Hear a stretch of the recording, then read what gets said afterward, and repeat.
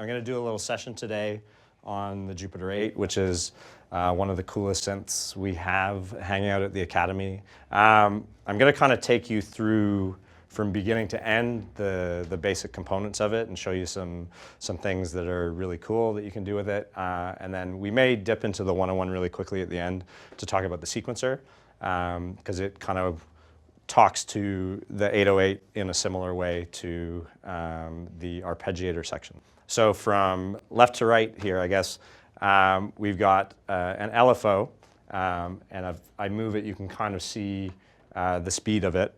The reason that there's two lights is because there's two sounds that we can have at one time. And that was one of the cool things about this synth was that you could have it in a few different modes. So I could have it in sort of this whole mode where I just have one sound. I can have it in a dual mode where I have two sounds layered, or I can split the sounds. So if I pick a patch, then, oops, here we got something kind of creepy here. That's in the whole mode, so no matter what I play on the whole keyboard, then I have that one sound.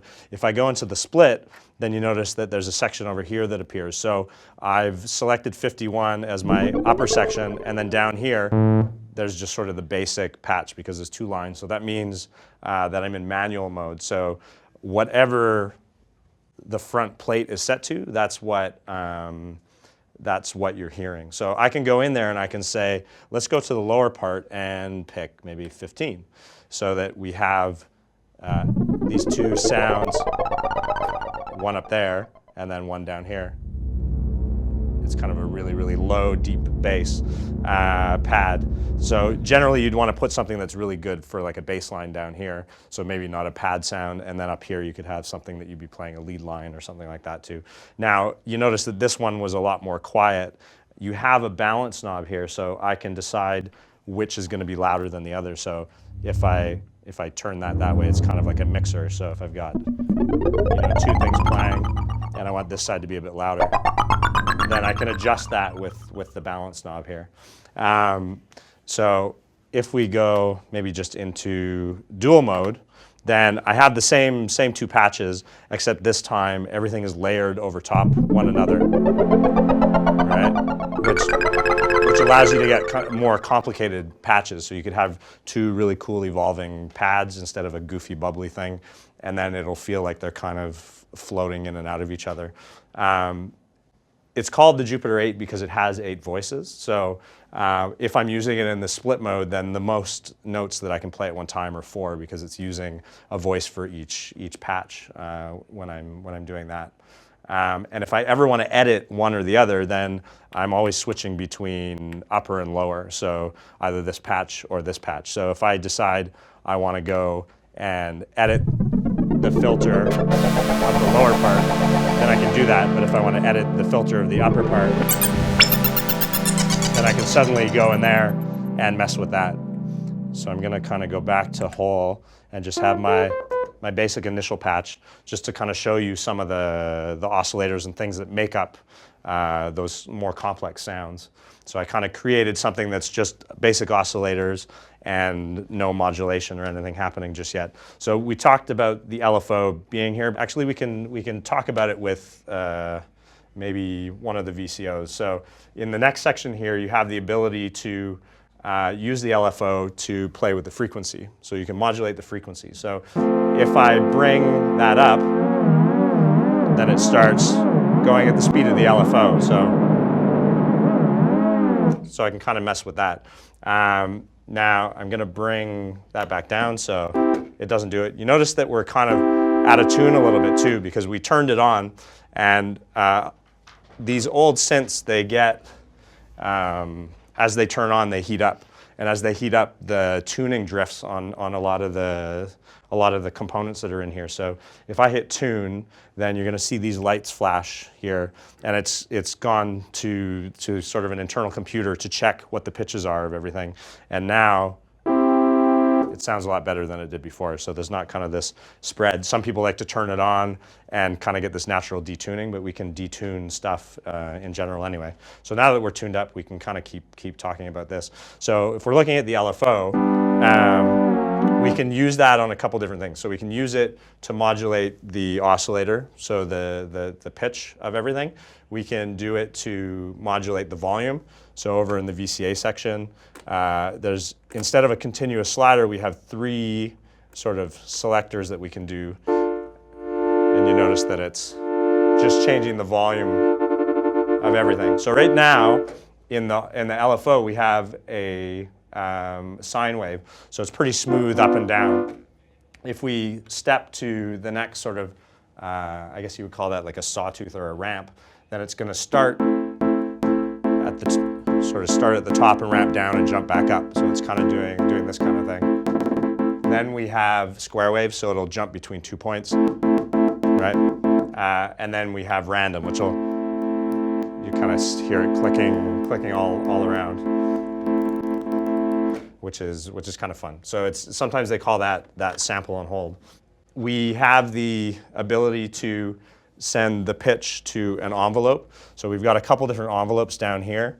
So if I bring this up, then we can sort of send the pitch going up and have it go with the same shape as the envelope. And we'll kind of did you assign the envelope to the LFO? So in this section here, so every section will have an area to assign any modulation. So in here, in the frequency modulation section, you have the ability to assign the pitch to the LFO, okay, or you have the ability to send it to the envelope. And we can do either VCO1 or VCO2. So you can choose one or the other. So there's 2 oscillators on here, right? So 2 basic building blocks of sound. So we can have 2 different tones creating that sound, and I can decide to modulate them both in the same way or just one or the other with this switch, right? So right now, we're actually only listening to oscillator 1, and I can mix in the other one by turning that up. So if I decide that on the really high-pitched one, I want to play with that, or I can just do it on oscillator 2, or I can do it on both, right? Which will allow you to kind of do some vibrato maybe on one sound and not on the other. Or if you're going really, really, really slow, then you can kind of get this kind of like phasey Boards of Canada out of tune stuff, which can be really fun and give your sounds a lot of movement. But just to go back to oscillator 1, so I've got one sound here, and I can decide to pitch up by octaves. And I have the ability also to choose a waveform. So I have kind of this triangle wave, I have a sawtooth, I have a pulse width, so like a square wave, but I have the ability to kind of change the shape of it. So I have a perfect square wave that's kind of 50-50 on both sides, and I can move that sort of center line back and forth in a couple different ways. So that's why it kind of looks like a square wave with this dotted line. And I can change that by moving this in the modulation section, right? Because I'm set to manual, and I can change the shape of that particular sound. And if I go to LFO, then I can have it also kind of move a little bit with that. Or I can decide to use envelope 1 to move it through that as well. So you have the ability to use some modulators for several different things. So that's not actually changing the pitch of it, though it almost sounds like a vibrato. It's just moving and changing the waveform. It's kind of morphing it a little bit. Then oscillator 2 is slightly different. So you have the ability to kind of step through more than just octaves. So if we had them both up, they're in tune. So you can kind of make like a little chord if you want. And you also have tuning, like fine tuning, right? So you have the ability, and then they both track with the master tune. So if I turn that up or down, then both oscillators are going to kind of move up and down. So here you don't have that fine tuning, and on this one you do. Moving on to the next section, we have the filter. So right here is the source mix. before the filter. So this is how we go from oscillator 1 to oscillator 2. We have a high-pass filter that's non-resonant, so we can take out the low end. And then we have a low-pass filter, so we can take out the high end of this. We can also add some resonance to it to make it talk a little bit. You have also the ability to select between two different sort of filter ramps. So the low-pass filter can either be 12 dBs per octave or 24. So that basically means that one is sort of steeper than the others. You also have envelope mod. So you can have the filter move with the envelope. So you can have it slowly open and close. If you're doing a sequence, it's really, really fun to snap down, sort of close the filter on things really quick. And you can kind of get these acidic sounds that way. Or you can have just the filter moving. So between moving the filter and all of the pitch with all the other modulators, that's kind of what creates a rich sound. So as I go through here, so it'll open up the filter as I bring that up, because I don't have a very complex envelope happening right now. The basics of an envelope are you have the sustain, which is the level that it will hold as you hold down the key, and then the rest are kind of time constants. You have the two envelopes, and that's kind of what makes this interesting, is that you can apply volume and filter separately. On something like the 101, you have one envelope and you can decide to use it. You definitely use it for the volume, and you can also apply it to the filter. So as you're moving it, you're controlling it for both. So this allows you to get a little bit more complex. You also have the ability on at least envelope 1 to flip it. So we've got a sound, and it sounds pretty powerful just on its own, one oscillator. What we can do is we can stack those. So in the assign mode, we have a few different ways that we can do this. We have a solo mode that will just play those two sounds. If I go into unison mode, it's going to stack all of the voices into one. So if I play one, then suddenly I have everything at once. So here's poly mode, and then that kind of stacks everything in one. So you can get these really powerful kind of bass tones. The difference between this and a lot of synths that have unison is that you can play it polyphonically. So if I play two notes, then it's stacking 4 on each, right? It's a bit loud and crazy. So you can actually play really powerful chords and that sort of stuff. Whereas most poly synths, as soon as you go into unison mode, it's creating a monosynth. So you can only play one note at a time. So if you don't want to be blown away by all of the oscillators, then the solo mode will allow you to kind of do, like monophonic lines with only one voice at a time. So you have obviously the ability to play with presets. You can save 11 to 88 in here. You have also a bender section over here. So if you play a note, and let's sort of get our basic sound here again, then I can control either the filter or the pitch. So if I throw this up and it says VCO, then I can get my standard bends up and down. So you can kind of like,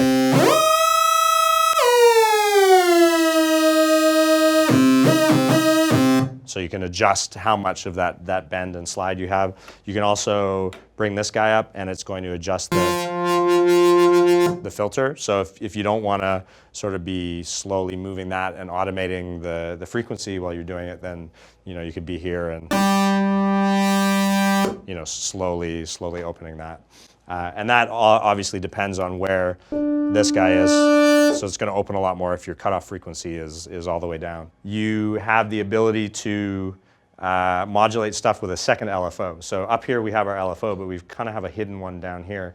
Or actually just the ability to trigger this one with it. So if I'm playing that, then I can set the depth with this. So if I want like a slight vibrato, then I can decide to knock that in whenever I want. I can also do the same with the filter. So if I bring that down, right? So you can play a bunch of notes and then kind of knock it in. And the other cool thing it has is the ability to make that gradual. So I can turn up this rise, they call it LFO rise time. So you can see it kind of eases its way in, so it's not just there immediately. So you can modify that. You also have portamento, so you can slide between notes. And you have the ability to turn it on for everything, or say just the upper section has it, because often you would have players that were like playing a bass line down here and they're doing like slidey guitar solos up top. We had the solo, unison, and poly modes. The other cool thing that this guy can do is play our arpeggios. So if I select up and I choose to play, then it needs a couple things. I can use the internal clock in here and I can set the time. I can have it go down, up and down. And I can have it randomly kind of jump between those things. You also have the ability to hold these things. So if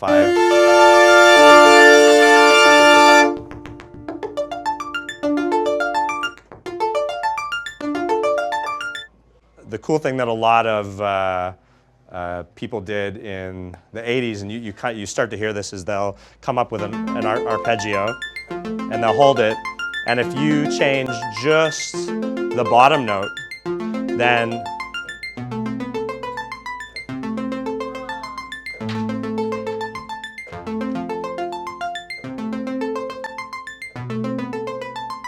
right, so you can kind of create these bass lines that have a different bass note here and there. You can also decide. You notice it's been going up several octaves. So when I'm playing this, I can choose to just do kind of a 1 octave, 2, 3, or 4, right? So we're just controlling that with the rate here. So we're just setting it to whatever we want. If we're in a band and we set an arpeggio, then maybe the band will follow us.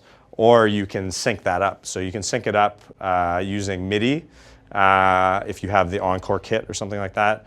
Or we can use something like the 808 and trigger the arpeggiator. So on the arpeggiator, I've got this cable plugged in. And what this cable is doing is it's taking a copy of the cowbell and it's turning it into, I think, like a 5-volt pulse. So every time I play a cowbell, it's going to trigger this and send it to the next note. So I've got a pattern in here. And if we look here, all of these are lit up. I'm on the cowbell. And if I play the cowbell, then we can hear it. So to use it as a trigger, we have to sacrifice a sound, or we can listen to it, but we're going to hear it in the same timing as the arpeggio. So if we set it to external, then it should be in time with that. So,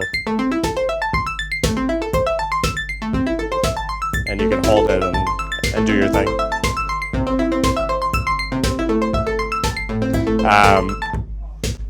So if I now go in here and I start taking some of those triggers out, then you can sort of hear what happens. So you can start creating other rhythms that maybe you wouldn't have, you couldn't just do in the arpeggiator here. So with the MIDI kit, you can decide to do these different divisions. So you can have it go through and play much faster divisions, or you can have it doing triplets and all these sorts of things. So to do that, because this one has the Encore kit, then I can hit the manual button once and hit, I think it's 6 will allow me to apply the filter to that breath controller that I talked before, and this VCA ends up becoming the controller for that. So here I can say control both the filter and the volume. Here just the volume, and here just the filter. If I click on 5, then in 0 mode, it'll allow me to do what I was doing before. So either I can use the internal, but as soon as I start moving this, then I get different divisions. So if we send it, I think clock here, then, so You know, it's ridiculously fast. And where's my VCA? There it is.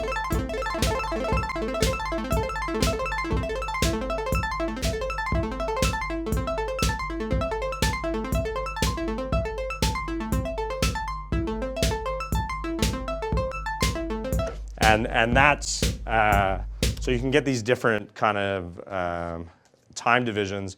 You can't really do what you could do with this and delete some of those steps. So maybe I'll show you just so people can understand what the click is doing. So again, we were controlling this with the cowbell, and it was giving us that like 5-volt pulse. So if I put it into external click on something like this, then we can start sequencing this guy. So if we hit play again, and I put 16 of these triggers in, and I just hit load, so I can load whatever notes I want, and I'll just load a whole bunch of notes.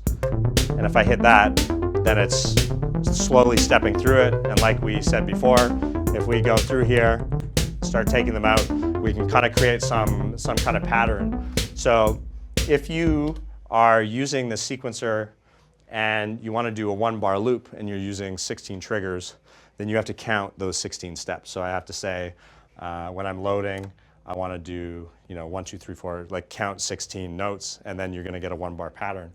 This has the ability to add rests also, so you don't have to take the rest, like create rests by taking it out there. So I can constantly give it triggers. So whenever I play live, we just make sure that the only thing programmed on the 808 is in every step or every pattern is there's cowbells happening all the time.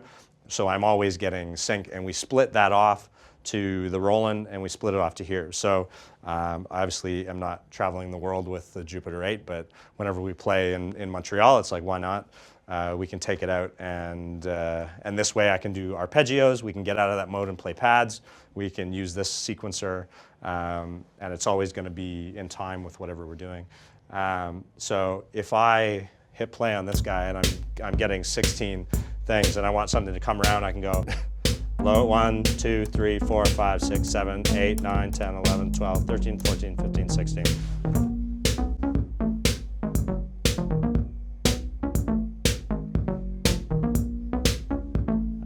Did I hit too many? Is it coming back on the bar? I can't tell, but it's still funky. I think we added one more or one less. So that can be frustrating when you're playing live, because either you're kind of flustered and you're not hitting the right number of keys, or you're hitting too many, or you've hit these rest notes and like it created 2 rests instead of 1 rest. What we can do is and I got a pattern in here that's a little funkier and has absolutely no no cowbells in it. So we can decide to come up with something. So really boring, but so I've got the timing in my head, no matter how boring that bass line is, and I can just tap it out here, so I can go, right? And it becomes a lot easier to come up with a bass line that comes around without having to count to 16 every single time. And you have the ability in here to create an A and a B, so two-bar beat. So that means that you can create a 2-bar bass line in here, and if you want to create more than that, then there's other drum machines and things that you can use to create that kind of sync. So you may have a drum machine that allows you to create triggers, and you can create a pattern that's 8 bars or something, and then give it the right triggers and have something that's a little bit more complex. When you get into using this kind of stuff, it has CV and gate ins and outputs. And the Jupiter-8, jumping back to the Jupiter-8, contains the ability for you to control a bunch of things. And if you look at the back, there's the ability to control the filter and the volume and portamento and hold. So you can get foot switches that'll be continuous, and so you could be rocking, I think, a foot switch that's sending out voltage, and then you're opening the filter. So if you're playing with 2 hands, you don't need to worry about using this or tweaking it there. So for live performance, that kind of stuff is a lot more interesting. Especially if you do that and you're controlling, like, you have layered sounds and you're doing that, then really you can get a lot more performance out of it. And I think that's why people like synthesizers like the CS80, because it's a real performer synth. There's aftertouch, and you can add all these pedals, and there's layers of sound. So that's another one where basically if you get a CS50 or a 60, it's kind of two of those in one, the CS80.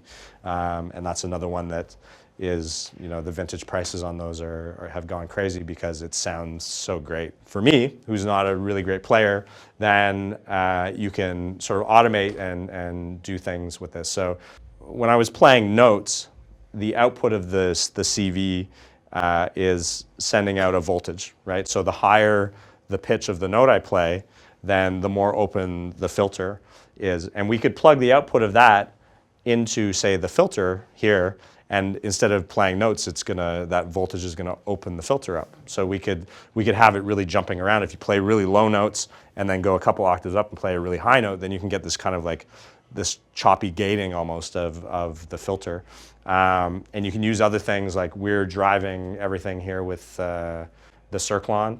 And the Circlon, you know, is an amazing sequencer that has, you know, 5 MIDI ins and outs. It does sync. It has a whole breakout box, which is kind of hiding under here, that has 8 CV gate out and an extra 8 CV that you can use for anything else.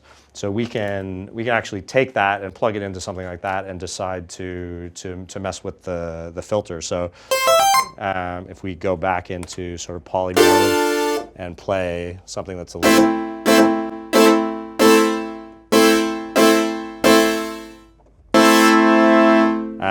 then we can make a pattern in here. So I'm basically gonna create a pattern on this as if I was trying to sequence the notes. So I could plug the CV in the gate into the CV in the gate in of this, and it would actually sequence what we're hearing pitch-wise. But if I plug that into the volume or the filter, then I can move the filter around. So it may be a bit confusing, but if we can try and create something out of that, then maybe we can hear it. So we're sending this to the filter.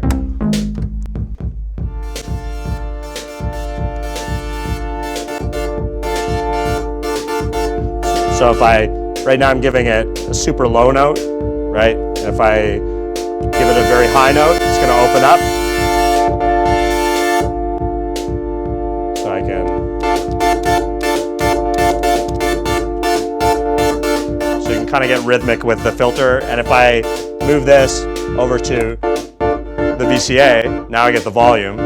And if I plug that same thing into something like the SH-101, then I'm gonna get pitch. On the back too, you have a few things. So you can output the like high and the low voice. So if you wanna mix those separately, even though they're kind of used as one patch, you know, you may wanna record them and then EQ them differently and bring out different aspects of it. Or maybe, you know, one of the parts of it is like an arpeggio and you wanna put some reverb just on that.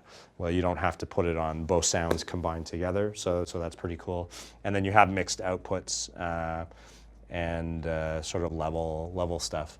And then on the back, there's the clock plugin, so you can do what we did with the 808 and slave it to those ticks, so that everything is in time if you're doing kind of an 80s based thing, or where you want those kind of arpeggios synced in time with everything else. It's not crazy in terms of what you get, and I think that's the beauty of it, is that it has everything you need and it's not too confusing.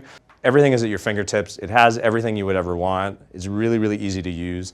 And for whatever reason, it has like a really huge sweet spot. So there's a lot of synths that you can play with, and it really sounds great in certain areas. So like I love the 101, but I love it when it does one or two certain things. Like if it's doing really fast kind of baseline things, or if it's doing like really slidey stuff. So like my favorite sounds from the SH-101 are songs like Ernest Borgnine by Square Pusher, which is this really reverbed out kind of slidey lead line. And then any of the Matthew Johnson stuff, like Marionette is kind of a classic that uses this as the bass line. And I think Roland in general has very fast envelopes. So like you look at all these synthesizers and you're like, well, I have a synthesizer and it's got an envelope too. Like what's the difference? And it's crazy the combinations of how these things are designed actually makes a difference. So these are really, really fast envelopes, which means you can get really snappy percussive sounds out of them.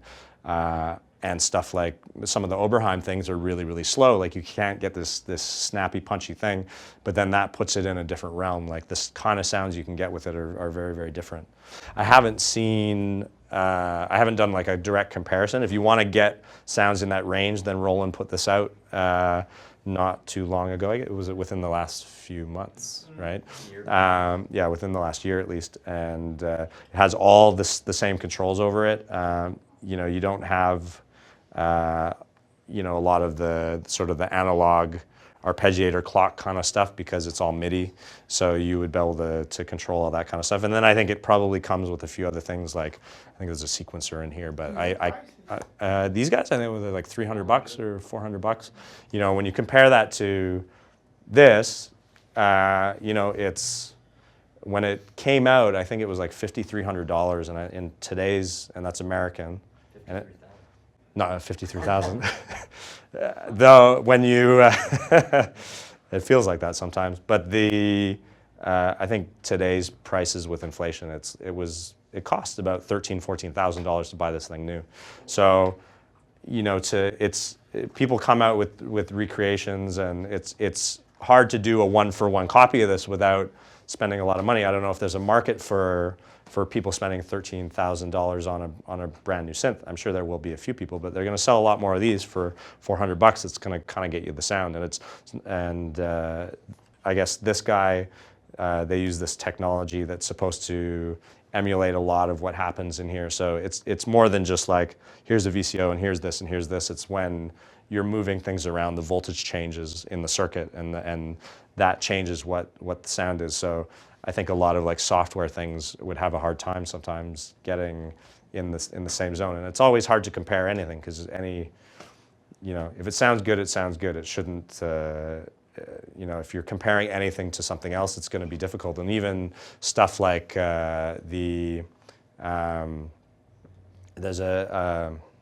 synth called a microwave, and they made the microwave 1 and the microwave 2, and they're the same synth. You can load the same patches into it, but they just changed a few things. So one had a digital filter and a few other things, and they get the same sound, but there's a difference. And some people like one over the other, and it's kind of up to you to decide.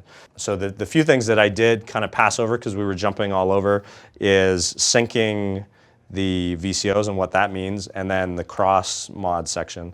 So if we try and get sort of our initialized patch up again here. So basically in VCO 2, you have the ability to turn this into an LFO. So it says normal and then low frequency mode. So if I'm listening to this and I throw it into low frequency mode, it's like, why would that ever be useful? It's kind of like in this range that's ridiculous. It's so low that it's trying to put out these bass notes that we can't do anything with.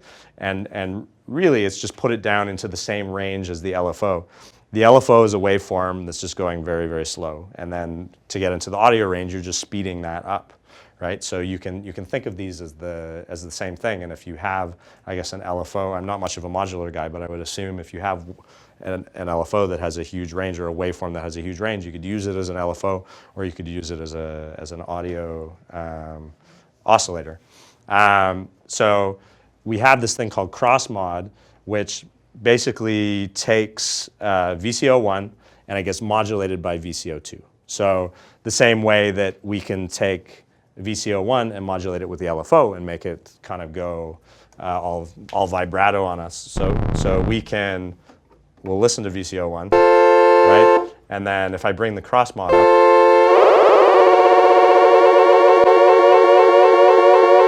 right? And the reason that it's kind of a funny sound right now is because we're using the pulse width modulation. So if we go into something like the triangle wave, and this basically becomes the depth level, right?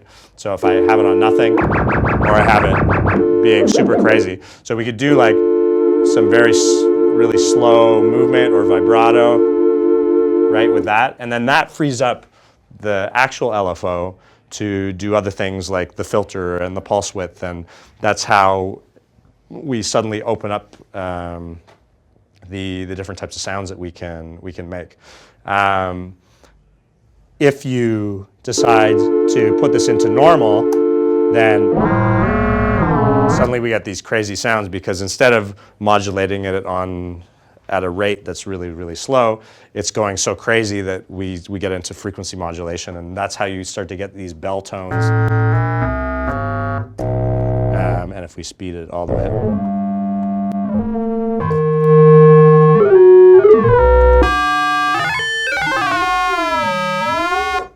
So we kind of get that R2D2 weirdness. So you can use it for special effects. You can try and make kind of these bell patches and that sort of stuff. It's very hard to tune, I think, when you're doing cross mod. So if I have that, I try and play a scale, then it's going to be kind of all over the place.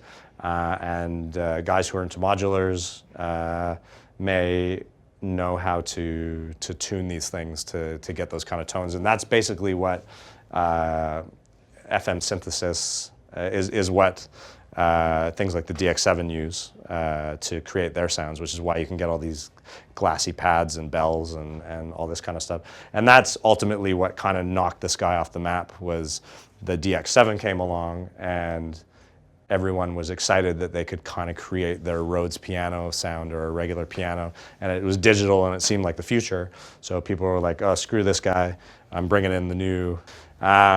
So if we come back to Earth, then we have what's called sync on VCO2s. If I turn off, you can see the tuning is kind of off, but as soon as I sync it up, then now I can tone shape, because essentially I'm creating a different waveform for number 2 that I don't have on the front panel, because if for every note it's cycling properly, and this one's pitched up a bit, for every cycle the other one might do a cycle and a bit.